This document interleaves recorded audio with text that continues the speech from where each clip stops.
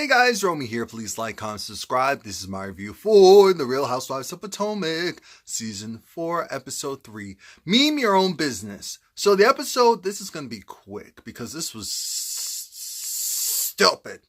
Like I said, Romie Reviews here. Please like, comment, subscribe. Now the episode starts off with Gizelle and Robyn, going at Karen a little bit because it's like, Karen, why did you invite us here if you're just going to go up and run? It doesn't make any sense. So then Karen sits back down, and that's when the major question was thrown. Is Ray going to be indicted, or has he been indicted? And Karen essentially said, the politically correct way of saying, I can't tell you that right now, because we're still going through the process in general, which is code for don't ask me that mess because I can't give you the answer right now. I can't even talk about his mess. I can talk about my stuff, and I said I'm good, I'm great for the most part, but I can't talk about his mess. And Gizelle and Robyn weren't too pleased with that answer because they feel like, okay, what was the point of this? I do agree what was the point of this, but common sense would tell you this is a real legal situation, so she can't go and just talk about it. It was still in process of happening. Common sense would say, how are you going to get mad at her for trying to protect herself and protect her husband when it came to that particular question? So now Gizelle gets up, finally showcases her full shirt, and makes sure that Karen can see it. And again, Gizelle's sense of humor is very interesting. And clearly, if you're really friends with someone, you know what their limits are. So I don't understand why Gizelle thought Karen would be okay with all of that. And so then Gizelle and Robyn left. Karen was pissed, but she appreciated the fact that, Ashley and Monique, that they didn't pull those shenanigans. They really just wanted to have a conversation with her. And after they left, well, actually, I think they went around the corner because they wanted to go and get something to eat. Instead of peanuts. But Karen confronted Gizelle and Robyn again, like, you're supposed to be my friends. Why would you go and play some stunt like that? No, I wouldn't think that's funny. Gizelle realizing, okay, Karen's really upset. Let me go and talk to Miss Huger. They open up her, the vehicle that she was in. And Karen's just like, you know what? Friends don't do that. And I already told you that they're not they are your friends, but they're not the type of friends that you thought they were. Especially Gizelle, who I guess is supposed to be your closest because you've known her the longest. I could have already told you that, Gizelle. You really wouldn't do that to your real friend. Like, I really feel like Robyn and Gizelle, they're true friends, and there's certain things that Gizelle's probably never said on this show, to protect her friend Robyn, or not to make fun of Robyn, and clearly she views Karen differently. We then see Candace, and Candace, she's there with her husband, and she's kind of going over how they grew up again with two separate type of households. She grew up more so as the Huxtables, and her husband didn't. I said, that's great. Apparently, remember they were both working in a restaurant. At one point, he opened up his own restaurant. He's successful with it. She has a hair care line. She's successful at that. I said, okay, I can see both of that. That makes complete sense. And we're going to see her mom this episode. That in itself is another story. Monique is there with her family, and she's really busy, but of course she has her assistant and I guess an aunt or someone at the house to help her out, or her housekeeper that's doubling as a babysitter. It's a lot going on right now. But Ashley comes over, and Ashley and her, they've gotten really close. They've been having a ball. But Ashley wants to go and let it be known that what happened? That there's an issue with Robyn. That's what they're going to focus on. Robyn apparently has a problem with her and a problem with Monique. Now, I really can understand with Robyn having a problem with Ashley. That makes sense. That makes complete sense. Remember, Ashley was butting in, giving unsolicited advice and input, so I can understand that. But Monique, we're going to find out later why.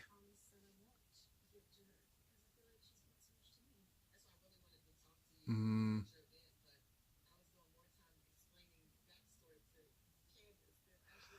Candace is going to come soon, and so she does. And so they're in their bathing suits, they're smoking cigars, and they're kind of going over all the foolery that's been happening. And again, Ashley just talked about how her issues with Robyn in the past and how that hasn't gone anywhere. So that's going to unfold a little bit later. Then we have Karen and her daughter's back in town, so she's really happy about that. They have a good conversation though, because she finally gets to hear her daughter's side of how she's feeling about all of this. And she's afraid. She doesn't know what to think. It's in the news. You know, people go to jail for stuff like this. So you don't know what to think. And I think her name's Raven. And Karen just wants her to know, look, I know you're like your father. I know you hold stuff in, but we're going to be okay. And I thought that was really good for them to have, because that's the thing. You have to know your children. And if you have a child that doesn't really go and express their feelings, those are the ones you really need to look out for. Never assume that they just got it, they're just okay. Sometimes they just have a hard time, being vulnerable or putting stuff out there that's really personal to them. Giselle, she's with her friend, the guy that that we're used to seeing on the show. What's his name? Kai. So I feel like he's her assistant, isn't he? Or is he just her close friend? Is he assistant or close friend? Assistant or close friend? Assistant. Yo, I came from work and I'm doing this, and I'm still thinking about the Beyonce concert. That was, Coachella. And it's going to be a second week, but I don't think it's going to be live streamed this upcoming weekend. I guess that's for the best. They don't want to give us any heart attacks or anything like that. Giselle's beauty line is apparently doing well. So I said, okay, cool. Giselle, she's talking about the whole thing with Karen. I thought it was interesting that Kai said, maybe how you handled it wasn't the best. Because going through a lot, making a joke out of it, and you are preoccupied with her new boyfriend, and that takes away time from everyone else, and I guess her being sensitive to everyone else. And I said, okay, it's good for her to hear that from someone else. Probably it's better for her to hear that from another man than another woman, because sometimes people receive stuff better from the opposite sex. It's weird. Now, Robyn, she has an interesting conversation with Juan, and this is when we find out that they're happy in their new home. Great, great, great. But Robyn was the one who who told them to invest a lot of their money and assets with the guy who ended up screwing them over and actually killing himself.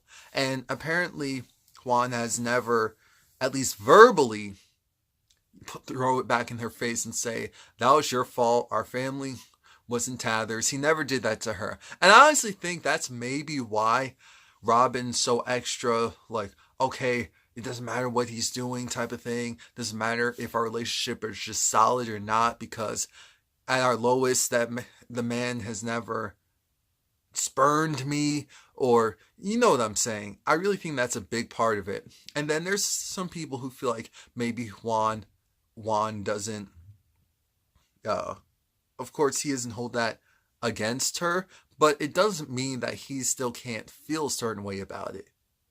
Because I would be hurt, because he told her it wasn't a good idea multiple times. So that's also that whole thing of, this isn't all your fault, but this is partially your fault. But you know what? You're with me at my lowest, and you're still here. So I guess we're just gonna move forward. So that's how I'm gonna look at it. I know a lot of people aren't going to. She's back doing her house flipping thing. So I said, okay, cool. Their relationship is going to be a one step at a time. But she does bring up the fact that her problem with Monique is that Monique essentially is one insinuated that Robyn was a follower and that she just followed Giselle around. It looks like that. So that's why she said it. Second part is when Monique liked a picture from a fan page of hers that essentially said, "Who had a meme of Robyn when she was fanning herself when, what was it? When things get too hot." What did the meme say? Because I want to. Oh, when you know you're getting roasted, so you just have to sit there. That's funny. That's funny. I'm thinking, Robyn, you can't be this sensitive. Things are going okay in your life, and this is what you choose to nitpick at. See, that's my problem with people sometimes. You don't have time to nitpick when you're trying to rebuild. Once the rebuilding has begun and things are moving forward, then you're just focusing on every little thing. Come on now, this isn't that serious. It's not. It's not. We see Candace. She goes to a store called Hitch because she's going dress shopping with Mama. And Candace, this is where you find out her mother was actually a single mom. Because Candace made it seem like both of her parents were in the house in the previous episode. But it was her mom. Her mom built a, I guess, psychologist practice from the ground up. And obviously did very well for herself. And she's very controlling to this day. We see Candace's younger sister. And the mom is like, you know what that dress is? Because Candace is crying over this dress. And it's a little bit more frou-frou-ly, a little bit more simple and elegant. And she loves it. You can tell that she loves it. And her mom's looking at it like, oh, you too cute to be wearing something like that. I need more lace. As in, there is no lace. I need lace. Where's the lace? So then the lace dress came out, and I said, oh, okay. And Candace's mother said, that's my dress. That's my dress. I said, wait, what? Your dress? And she said, yeah, it's your dress. I was like, what? I'm paying for this. Oh, okay, yeah, it's your dress. All right. I feel like that's what the situation is. I could be wrong, but I feel like her mom's paying for this, or at least contributing. So Candace is just going with the flow, at least for now. Then we see Ashley talk to her husband, Michael. And the thing is, Michael doesn't want to support Ashley's mom anymore. Mainly because of the boyfriend that's involved. Apparently, I guess he's a bloodsucker. He's a user. He takes advantage of the situation. And she hasn't been a productive person. She's just been, allowing her daughter to do absolutely everything for her when she wasn't like that. And it's because she's in this relationship. And so Michael doesn't want to support and enable, someone who's going to be in a negative relationship. And again, we never know what the true situation is. What I mean by that is the way how they were looking, because he made it seem like, I'm not tolerating that. I said, is this guy really just a bloodsucker? Is he like mentally abusive? Is there any type of, because I feel like there's more to this story, and it looks like we may find out next week. And my question is, so are you going to will it be okay for Ashley to support her mom if the boyfriend moves out of the house? Because I understand they did a lot for her financially, especially recently. But my whole thing is this just because of the boyfriend, or you really don't want to support the mom like that anymore? Because those are two very different things. Now we see the party that Monique is throwing for Chris. He's turning 40, and she wants it to be a t-shirt and jeans, or t-shirt and shorts party, because that's what Chris's go-to is. Now, because he's losing weight, apparently he's going to wear purple. He was going to wear purple. I said, wait a minute, what? Why is Michael wearing a black shirt? What's going on here? He has a white shirt, and he changes into that a little bit later. Charisse, it's weird. Charisse, they're kind of handling her weird on this show. I don't know if she's going to come back in the bigger way later, or if she didn't really have much to contribute. But Karen is there. Ray is there. At one point, Michael's talking to Ray and Karen, saying, look, I've had friends. I've gone through some stuff like this myself. If you need anything, I'm here to support. I do understand that it's a private matter, and they don't want to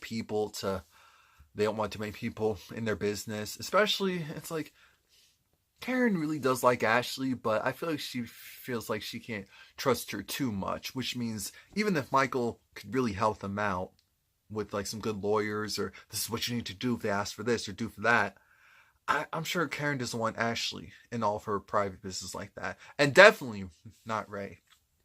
So we see Chris's teammates or previous teammates support him and, uh, give a couple of speeches. We're glad to see a happy couple. I was glad to see Chris's father there. I said, wow, look just like your daddy. Now the mother, she's not there because they haven't talked ever since the mother, called Monique what she called her. What'd she call her? A trollop? A hussy? A skank? It was something. It wasn't obviously wasn't positive. Oh. But then we have this weird sit down with Robyn and Monique because Monique just wants to put it all out there. Like, I hear you have a problem with me. Robyn says, I have a problem with you because one, that whole thing calling me a follower. And then two, on your social media, putting up that meme, trying to go at me or roast me. Monique said, I thought it was funny. First off, I don't have the time to run my own fan page. That's ridiculous. When people are actually popular and popping, other people want to go and create fan pages to show their admiration. Sorry if that's the case for me and you just didn't realize that, but there's a lot going on here. And it's popping over here. And I don't have time to go and personally go after you. I thought something was funny and it was directed towards you. And so if you have a problem with that, there's no apologies there because I did what I did. I meant what I meant. I said what I said. This is foolishness that you're so upset with me. Robyn really felt like she won, but Monique just didn't want to argue in her own house on her husband's birthday, at her husband's birthday party. That would have looked ratchet. So she was going to go. She went and kept her composure, but then she went outside to talk to some of her other friends. Like, this woman really came here to my house and she's upset about this. She's upset about a fan page going to say something about her. I mean, there's so many other things going on and she's worried about that. My sentiments exactly. Part two of the argument almost began as well because Robyn overheard Monique saying, I don't know what's wrong with her. Karen clearly was on Monique's side. Like, yes, I know they're a mess. Yes, just keep talking. I'm glad I'm not a part of the drama. Candace was looking like, this is a little too messy and a little too petty. And then Ashley came in because remember, Ashley and Robyn. Ooh. So then at one point, Ashley and Robyn, it didn't start off as an argument. It didn't. Ashley said, look, things are just a little shaky in that relationship of yours. So that's why I just want you to know your worth. And my whole thing is, I appreciate the fact that Ashley doesn't beat around the bush. I only beat around the bush because I know I'm around a lot of sensitive people that can't handle straightforward. So I have to go around through hoops to tell people stuff. When people just tell me what it is, and I'm perfectly fine with it because that's my personality is actually type A, but I'm extremely cautious, which stops the impulse from coming out. If I didn't have that, it would be a mess. It would be a mess. And the thing is, Ashley put out there that how are you in a relationship with someone who you said you two are working on things, you two had these issues, but then he went over to Europe and had a whole nother relationship with a whole nother woman and then came back to you when things started to clear up. I said, this conversation is done. This conversation is done. Monique asked her to leave. Robyn decided to leave.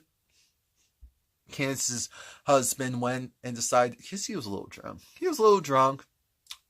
He went up on the balcony, and thankfully he can swim, so he jumped off there.